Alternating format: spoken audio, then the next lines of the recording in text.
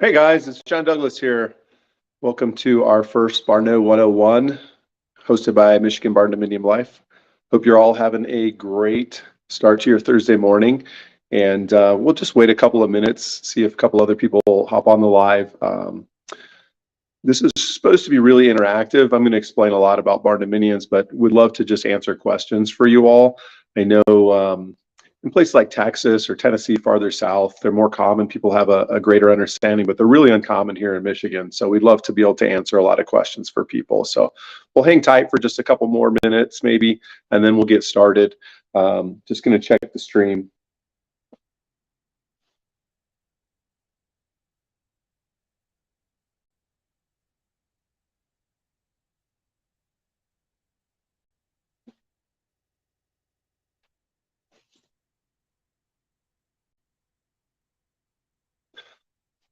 All right, awesome. So you guys can't talk on the live video, but you can throw all your comments up in the chat, and I'll see them, and I'll ask you guys to just put your questions in whenever you have them, and then I'll address them as it makes sense. So question number one that we want to explain today really is, what's a barn dominium?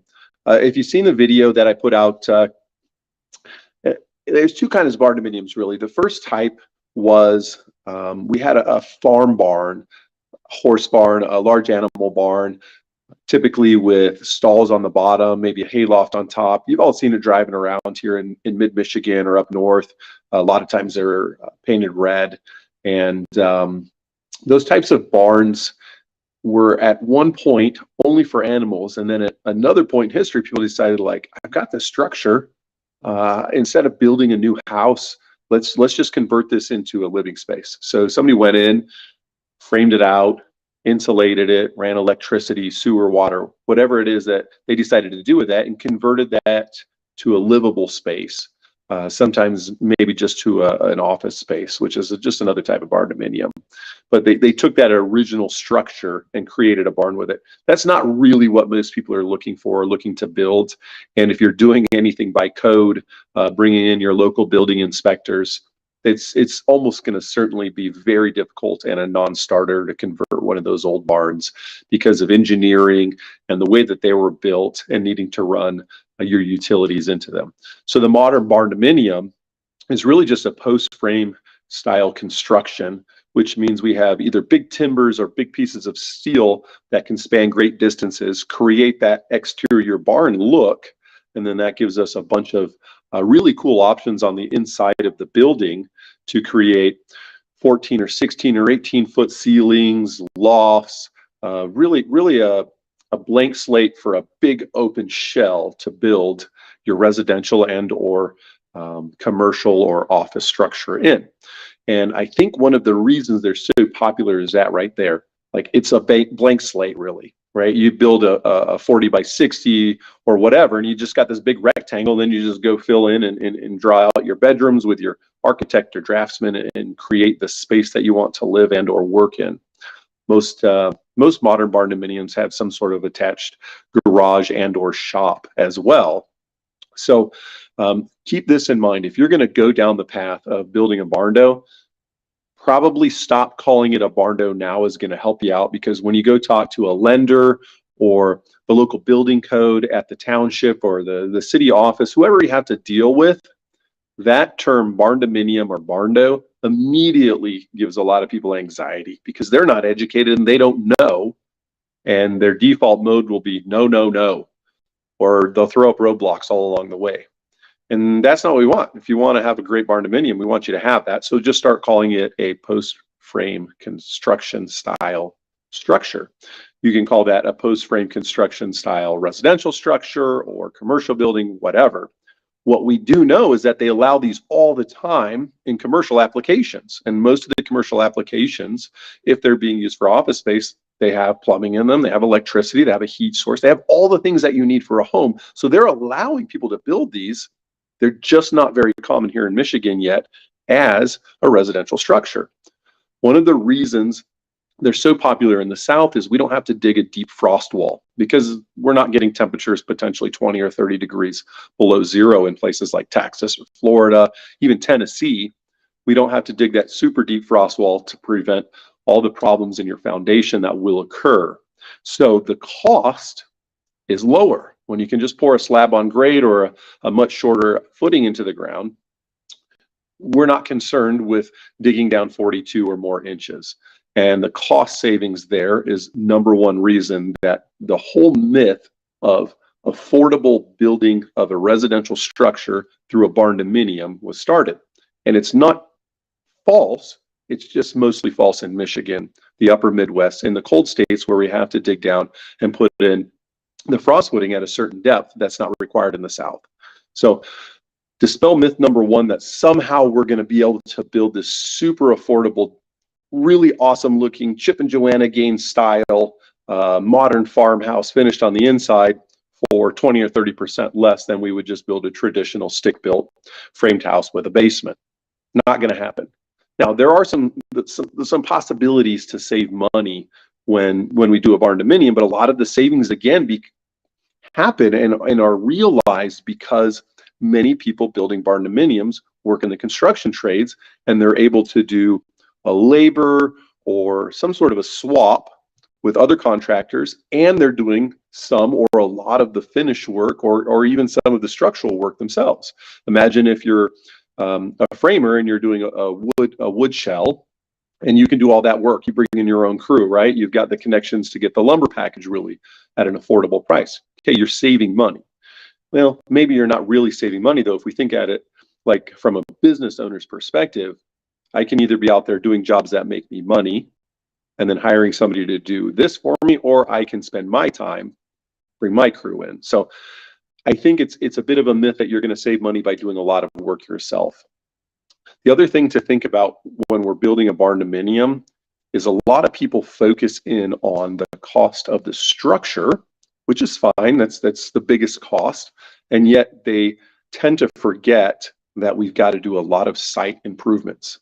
So if I go down the street to a local development near where I live, and I purchase a lot with the local builder, that lot already has in the cost of the lot accounted for sewer connection, water connection, electrical connection, possibly fiber or underground cable connection. The lot's usually close to graded and cleared. All of those things, when you buy that 10-acre parcel up north or in the country, doesn't matter where, are usually not accounted for. So your land cost is lower, right? Like the lots around me range from mid-50s to over 100,000, but those are just city lots, quarter, third acre, maybe an acre for 100 or 120,000. And yet if you buy 10 acres up north, you may get it at a great price. It might be 5,000 or 6,000 an acre, and yet you're going to have to do all the site improvements as well. And the site improvement there almost always is going to be adding a septic system. Got to figure out, does your land perk? What does it mean to perk? Well, does the water get down into the soil in such a fashion that you can have a standard system, $6,000, $8,000, $10,000, $12,000? Or do you need an engineered system, a pressurized mound system, which can be double or triple the cost? So right away, we may have $50,000 into our 10-acre parcel, and yet we may have to immediately spend $25,000 to $30,000 for an engineered septic system. All of a sudden, our lot cost almost doubled, right? Then we've got to pay the power company to come in, not just run power, but run power to wherever our building site is going to be in that 10-acre parcel. Now, another question maybe, is there even power at the road? Are there overhead lines that we can tap? So those costs can spiral quickly. Another thing to consider is, what are we going to do for water? Now, the vast majority of people in Michigan are just going to drill a well. I have a little cottage up north. We don't go there a lot. It's a small 2-bedroom. It's right across from Lake Huron, and we actually don't have a well.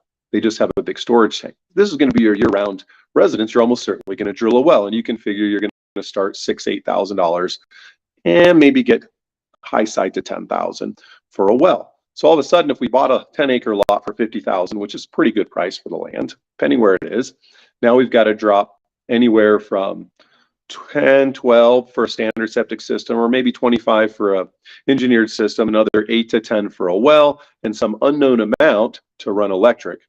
And these costs immediately have jumped our price per acre up to 10 or even 12,000 or more. And then we got to think like, well, we want some privacy maybe. Maybe we want to be back off the highway on our 10-acre lot a little bit. So we've got 400 foot of driveway we got to cut in. Don't forget, none of this is going to be included in the price of your build, of your structure, right? But we have to account for this. So by the time we've done all the site work and then maybe taken down some trees and brought in the brush hog and cleared a spot, we may be 40, 50, 60, 70,000 or more just into the land to prepare it to have a residential structure put up.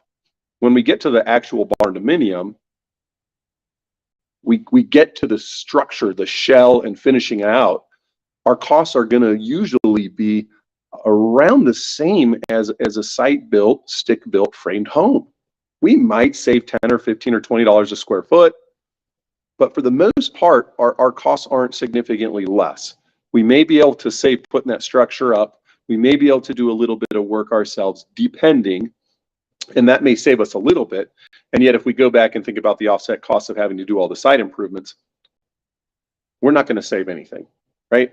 Over building a house, a custom home here, there, or anywhere else. You better figure that this is going to cost just as much as the next custom build. That right now is probably going to be $250 a square foot and up for a custom build, not including the land. So you probably should figure $300 a square foot and up for land improvements, land, and building. And everybody right now may be freaking out, like our dream of a barn dominium is not achievable, it's not attainable. And that's not true. It may not be attainable and achievable right now, but it's definitely something that we can help you work through. There are lenders out there that we have good relationships with that can help you on the financing side. They're great contractors we can connect you with that can work you through the numbers, the cost, the timeline, all that stuff. But the most important thing is to go into the barn dominium discussion with your eyes wide open. Are we going to be able to afford this? Do we have the means? If our build's going to cost $400,000, we already own the land, let's say, and then we have $50,000 in site improvements. Okay, so we need $450,000. You better figure that you've saved probably at least 10, but more like 20 or 25% of that cost. So if you don't have 80, maybe $100,000 sitting in the bank as down payment for a construction loan, you're probably not ready. Doesn't mean don't do it. Doesn't mean don't buy the land and maybe sit on it as you save money. And the great thing about owning a smaller house in town is they're easy to resell when it's time and you're ready to have your build completed. And the other thing is maybe by the time you're ready to build your dream barn dominium, the little 3-bedroom you're living in town becomes a great rental and you keep it and it becomes your first investment property. Helps pay for your retirement 20, 30, or 50 years, whenever that is. So don't forget that the vast majority are going to finance, and it's possible to do so, but you're going to need a good chunk of cash, as a down payment. Again, we've got great lenders that are actually well-versed in working with barn dominiums, quote, post-frame construction, that can help lead you through the financing process. And then you need a good contractor. I want to go back to one other thing. There's a big concern that local townships, building authorities, taxing authorities are going to put the kibosh on this. Again, don't tell them you're building a barn. Just say you want to build a residential home. And then when they see the plans, when you get to that stage, they're going to say, oh, what is this? Like, oh, it's a post-frame construction style home. Great. They can't tell you, no, you can't do that as long as you meet the local building codes. Most local building codes are built off of International Building Code or Universal Building Code, IBC, UBC, and then tweaked for the locality, right? The tweaks may be in a place like Texas, you don't need 42-inch frost walls. Kansas may need a deeper frost wall than Texas or Michigan. And if we get all the way up onto the Canadian border, you may even need to go deeper. I don't work on the Canadian border. I built homes in the desert. I built homes in Pennsylvania. I've been around building homes here in Michigan.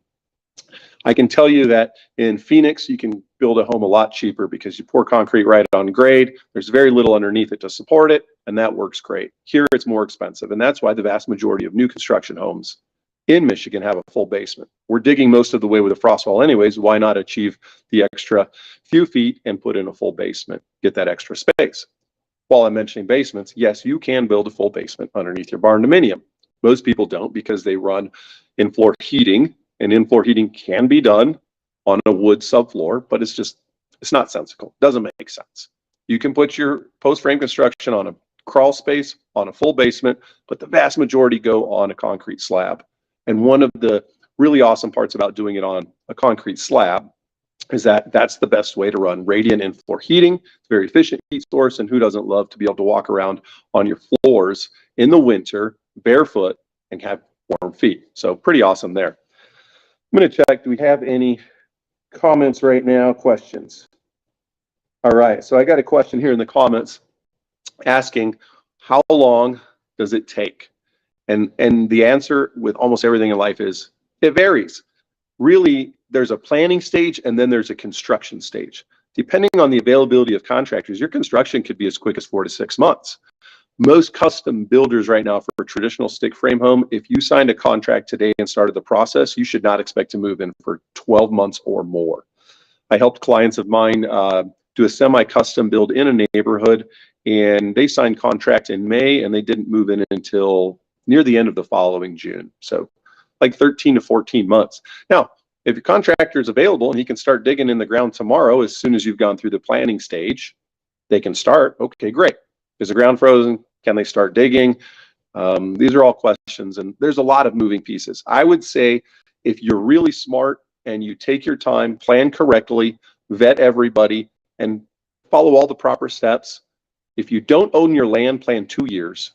If you own your land, plan 18 months. Could be longer, could be shorter. Your connections, how fast you want to get after it, where you're building at, so many variables. I don't think it's realistic to say, hey, I'm going to start looking for a piece of land to build on today.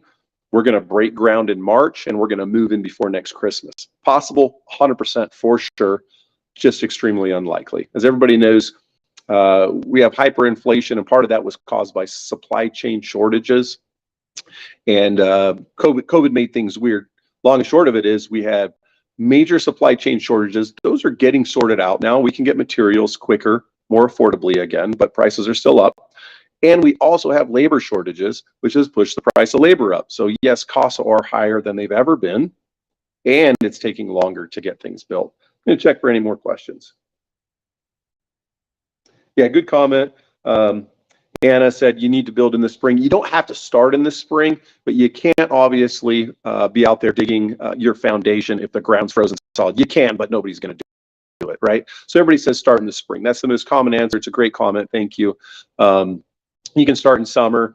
The real trick as a former builder is, can we have the structure dried in before winter comes, right? Can we have the roof on before we get bad snow, whatever else? And with a barndominium, the shell goes up pretty quickly. Usually your shell's done and you're doing inside work within a month, not including site prep work. So once you got your site prep work done, those guys roll in, they start digging the foundation, like a month, 6 weeks, your shell's up, you're dried in. You can just work your heart's content all through the winter on the inside. So planning that is really important. You don't want to be starting to dig your foundation. Usually December, January, and February are poor months. And one of the reasons I don't love a spring start is because Michigan springs are really, really wet, right? And if you've ever seen an excavator, that's the big track machine that comes out and just digs, in a swampy, boggy, muddy area, it's not fun. It makes a huge mess. We don't like it. Whether it's a backhoe, an excavator, or anything else, I'd like some dry ground. And Michigan's wet. Our water tables are high. So if you can start once we dry out from the spring, that's kind of optimal. Otherwise, you got to play it by ear.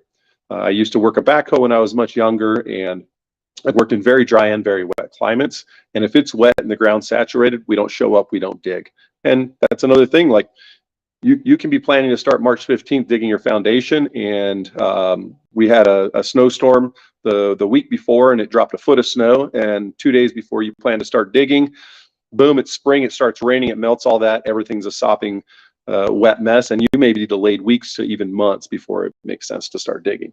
What other questions we got?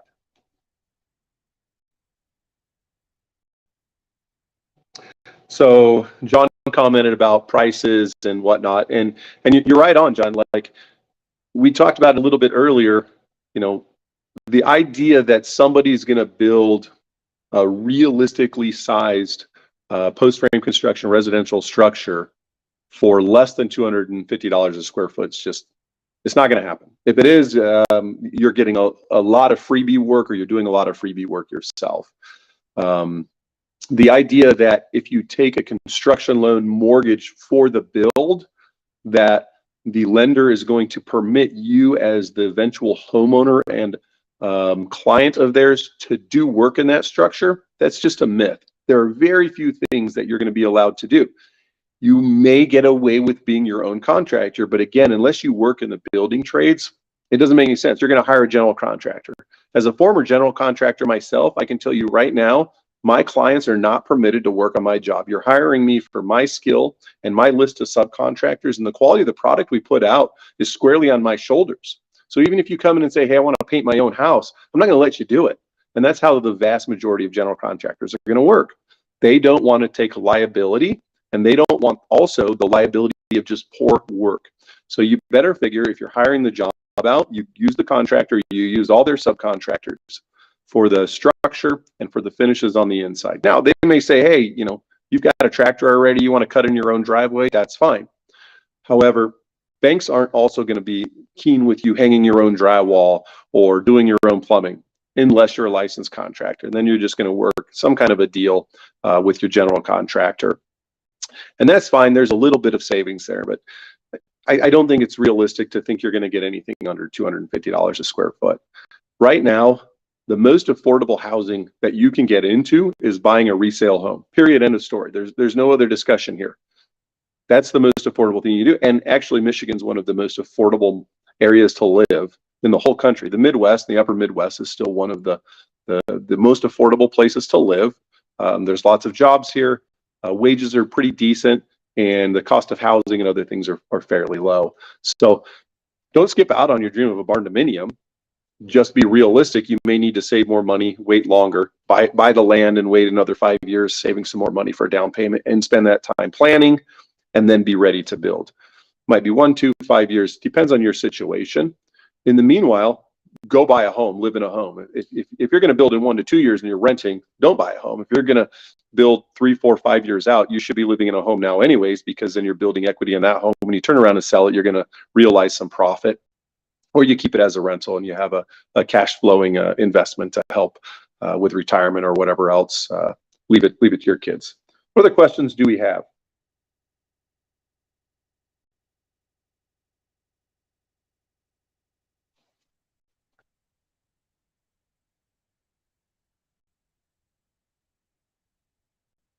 All right, I'm not seeing any other questions. So if you guys have some more, throw them in the chat quick. We'll wait another 60, 90 seconds. Take a look to see if anybody else pops up anything.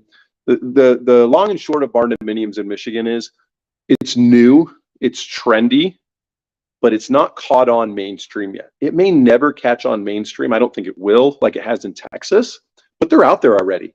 Somebody on my real estate team helped a guy from Michigan Barn Dominium Group Life buy a barn dominium. I think they closed about 2 months ago. It was a resale, and it was a super cool property. And just to let you know how new they are here, the lending institution struggled on it. So we had to provide that support to them to help them find out how to do the appraisal, find comparable properties, but we did. And that's great. And more are popping up. There's one that was being built just around the corner for me that got finished earlier this year. And they're cool, they're trendy, but they offer so many awesome possibilities. And in rural areas in Michigan, I think we're going to just start seeing more and more of them. For me personally, I think the best part is that we can have these massive spans in our home, right? Like if I was to build a traditional stick-built framed home and I wanted 16-foot or 18-foot sidewalls and a full span vault above that with no support, the cost is outrageous because of how we have to engineer and frame that home. And yet, if we go the route of a barn dominium, and especially if we use steel, because of the strength, we can span just these massive distances. So I could have a home that has 16 or 18-foot sidewalls, span, say, 30 or 40 feet wide for a great room with a fireplace right in the middle that goes all the way up and out. So all those cool things, maybe a loft at the other end of the home, but no interior bearing points. And that basically makes it so that the sky's the limit with the options for what I want to build. I'm not going to get into it today. Probably a further and down the line, a future video, we'll talk about wood post frame construction versus steel. and some of the issues. I'm going to have Shane Kitchen on. If you're in our group a lot, you see him commenting all the time. He's a contractor. He's a designer. He's probably got a lot more experience than the vast majority of your contractors and designers in Michigan with barn dominium specifically. But we'll talk about some of the issues going steel versus wood. There's pros and cons, good and bad with both. But in Michigan, you're going to see the vast majority of our barn dominiums right now that are residential, people being pushed to do wood. There's pros and cons. We'll talk about it later. Any more questions? Otherwise, we're going to wrap this thing up.